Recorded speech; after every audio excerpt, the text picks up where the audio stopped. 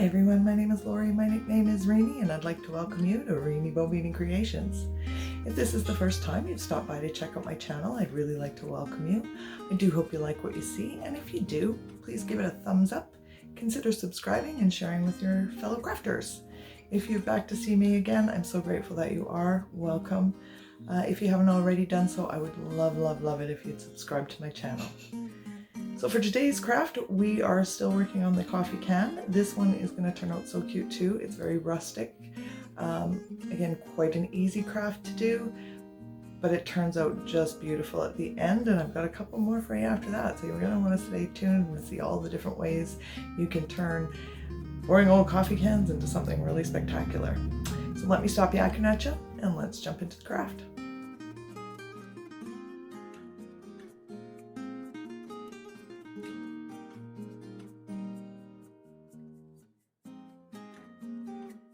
Okay, so for this coffee can tutorial, you are obviously going to need a coffee can. You're going to need these jumbo popsicle sticks, and then just using an X-Acto knife or a box cutter, you're going to cut them down to fit all the way around. So I'm going to do that all the way around, and we're going to hot glue them on. Now I may put some like hot glue to hold them and then put on some wood glue or something as well, just to make sure they got a good sturdy grip. If you want, you can paint this just in case something shows through. I don't think that's going to be an issue, so I'm not going to bother, but you could do that if you wanted as well. So I'll just show you how easy it is. So using this one, the first cut as my template, I'm just going to place it over top of the other one. I'm just going to score my lines first.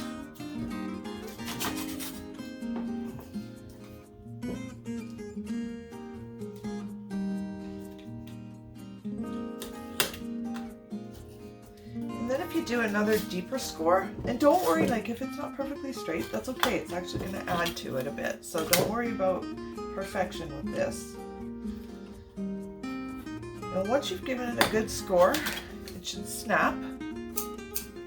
And when you get that little bit, don't worry about it. Scissors will take care of that. Then it becomes thin enough to do that.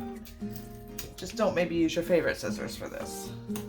And same thing here, give it a snap. And if it's still a little bit jagged even after you've used the scissors, you can always just run it over a piece of sandpaper real quick. But I find the scissor trick does pretty good.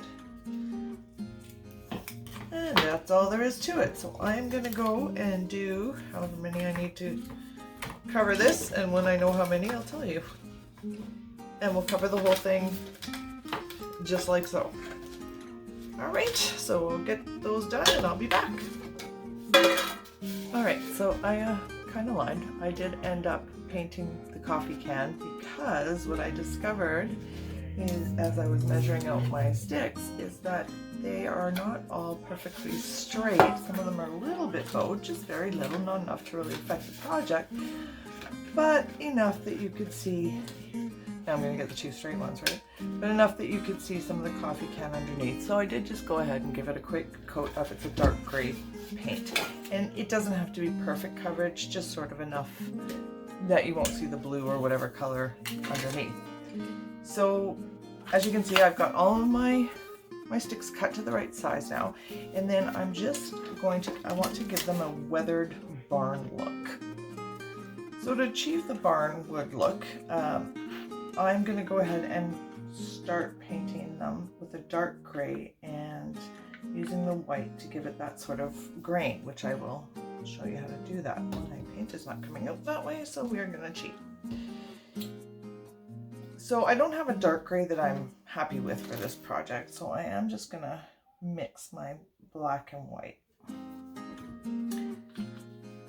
And then I'm also going to use some just white, and I'll show you how we're going to do that after. So add some of our white, and then I'm just going to do some plain white. Now when you mix this paint up to get your dark gray, it doesn't have to be a perfect mix. In fact, a little bit streaky is actually going to work in your favor. So I think I still need a little more white though. And yeah, never be afraid to mix your paints. If you're looking at a project, whether it's on my channel or someone else's, and you don't have the color exactly, mix what you got. It'll work. It'll be even more custom. Okay, so you can see I didn't completely mix it, and you're gonna get some of those streaks. And you're gonna want to do the tops and the sides. The back's not as important. You can do it, of course, if you want to, but it's not going to be seen, so no sweat. And I'm just going to put my gloves on because I'm going to get paint all over me, but that's okay. Washable. Just going to give them a coverage. And again, I'm not worried about having streaks. In fact, I'm going to create some more. But I am going to make sure I get those edges, just because if there's any gapping between them, we don't want that to show through. And then while they are still wet, you don't want these to be dry when you do this next step. You're going to dip your brush in the white paint. And this is just, you can use any kind of brush. I like this one just because it's kind of ratty, which actually works for this. But I'll show you can still do it with the other brush. I'm just going to take some of the paint off, and then I'm just going to run it through. And while the paint is still wet, it blends a little bit, and you can do as much or as little as you want. Just dip it off. Go right to the edges down there. And that's going to give us a bit of a barn look. Now I will show you, I'll do the next one, I'll show you that you can still do it with the other brush if you don't have a lot of options in your craft room yet. A stiff brush with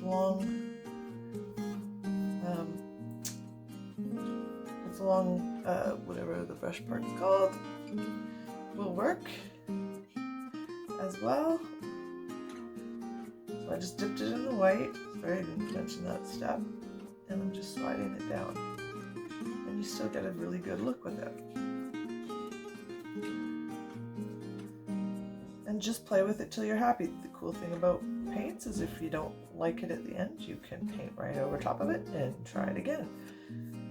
So messing up is not the end of the world. And sometimes the things that look like mistakes in your mind at first may be the thing that gives it some character. So as you can see, it's a bit of a different look. And I've done some on different ones so they don't all look exactly the same. And you can just run your brush.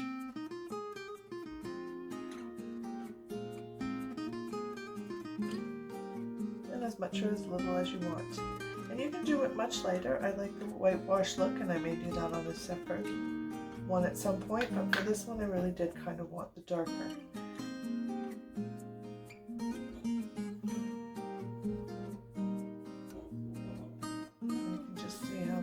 Sort of gives it that streaky old Barnwood look. And we're going to do this to all of them. Oh, I did count. We did need 20 of these for the size of the can that I had. These are 1 inch wide, and this was actually 19.5, so I'll probably have to break one in half. But so you're going to need, which worked out to about a package and a half of the jumbo popsicle sticks. So I'll finish up the last of them and then we'll move on to the next step. Alright, so now that our Barnwood planks are all dry, we're going to just start gluing them around our coffee can. And in no particular order, we're just going to do them all the way around. And as I said, you might find there's a little gapping.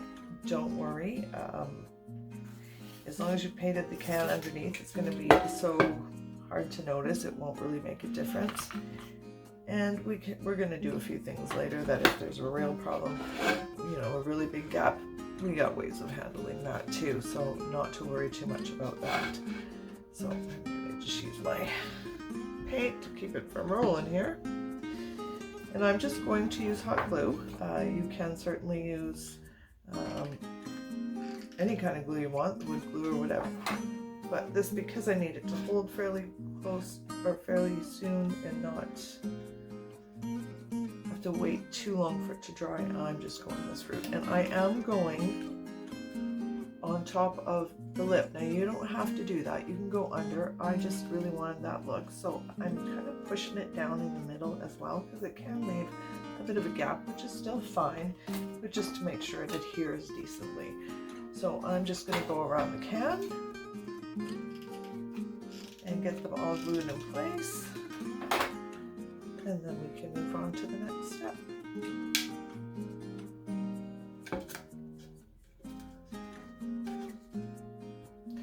Okay, so they're all, of course, painted, and now we've got them all attached to our coffee can. And so the next step I'm going to do is just wrap some twine around here, just to finish it off.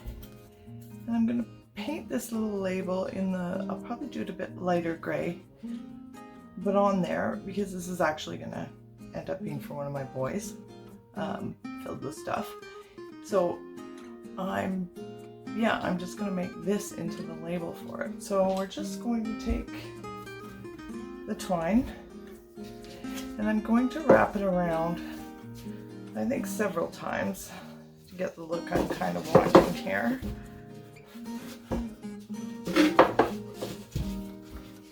And this is just Dollarama twine, I think. Nothing fancy here. Maybe one more time will make me happy. Now, if you were doing this for a girl, or you could use lace, you could use burlap, would be really nice to give it that finish, just finish it off a bit. But for my purposes and for who this is going to be for, I am just going to keep it real simple with some twine.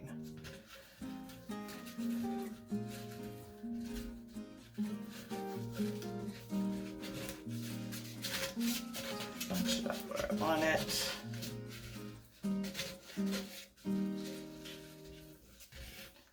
And I'm just going to tie just a shoelace knot, just like so.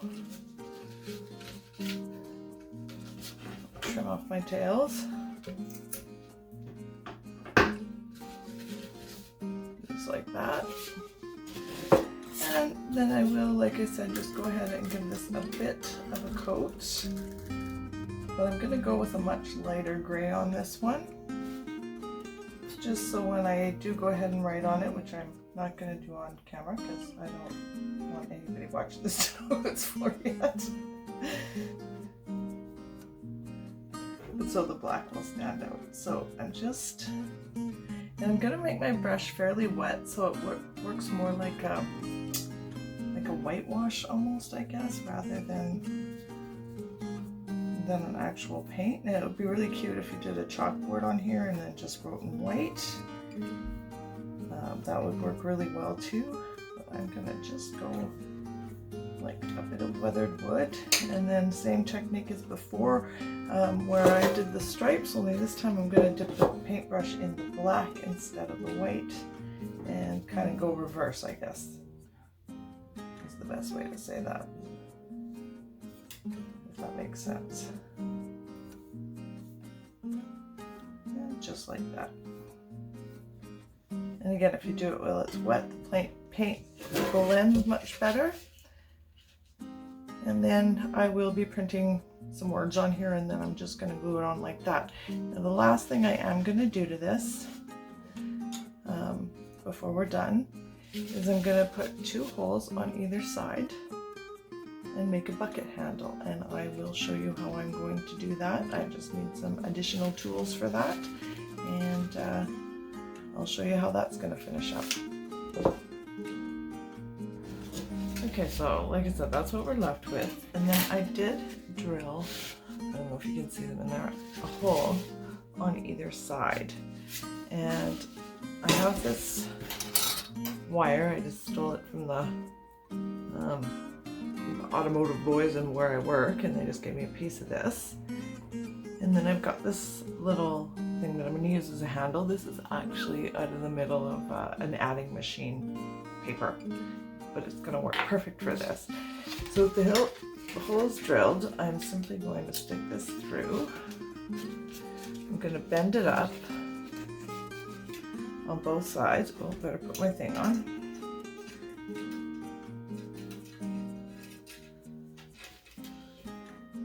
And maybe I have it a bit long. I think I'll cut it down just a bit here. And this does cut really easy with just some wire cutters on the end of my pliers here. Stick that one through.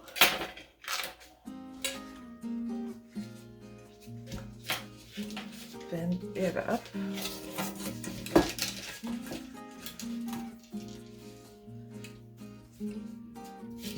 And then just with some hot glue, I'm just going to put some glue inside the handle just to kind of keep it there.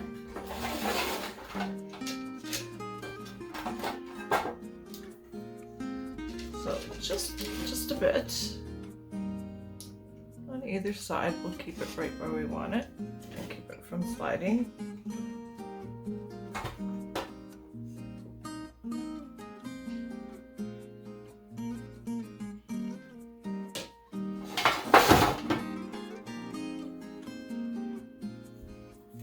And then I'm just going to put the label on there, just like that.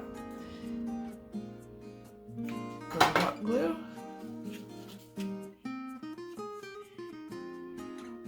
And we have this super cute little bucket. You can fill it with bath stuff, or I thought about filling it with martini stuff for a friend of mine that likes martinis, or you can use it as a planter. Possibilities are endless, and of course you can do all kinds of things to customize it as well. So that is our little bucket, and I will show you when it's all filled what it looks like.